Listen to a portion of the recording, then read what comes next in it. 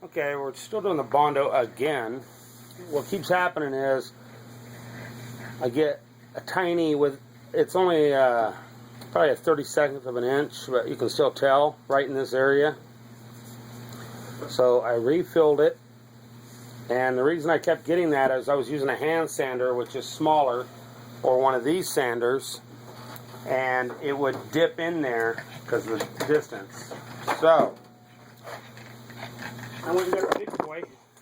I picked this up at a pawn shop a while back. You can get a lot of good tools really cheap. Whatever they're marked, they'll usually get like 30 to 50% off. So this is an older one, but it's for body. And let me tell you what, this will suck all the air out of your compressor in a minute.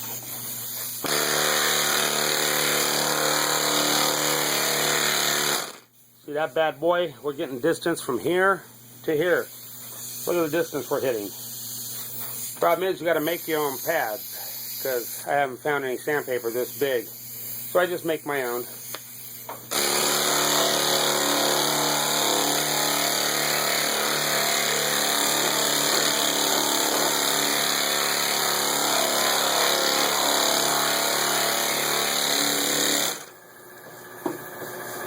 Now, the base down here is okay. We'll do a little more on that, and all we got to do is knock this out.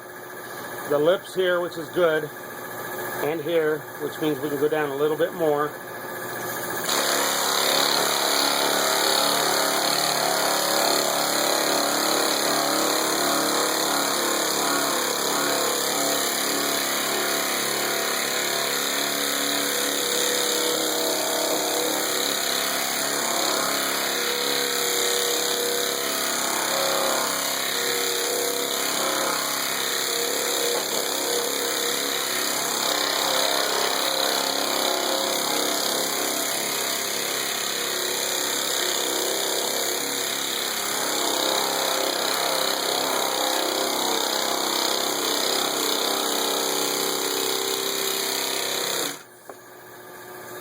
So we're actually catching sand in here to here, and the gaps in here.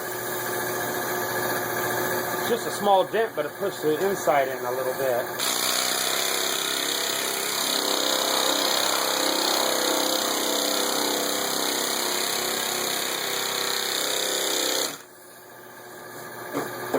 So we're going to let the compressor catch up. I got a big compressor. I picked this unit up on Craigslist. It didn't have a motor. Some old Japanese model. But it's about a 25-gallon tank. And I'm going to get a 220 motor for it. And then we'll stay caught up with anything that we do. But it's coming out nice. That's how you want it right here, where you can't feel the crossover. So that's coming out nice. You can see how it's going along with the body. So all I have to do is this area right here. We still got 32nd or 16th of an inch right here. We're done up here. So we just got to work on this section right in here. Coming out good though. I'm happy with it.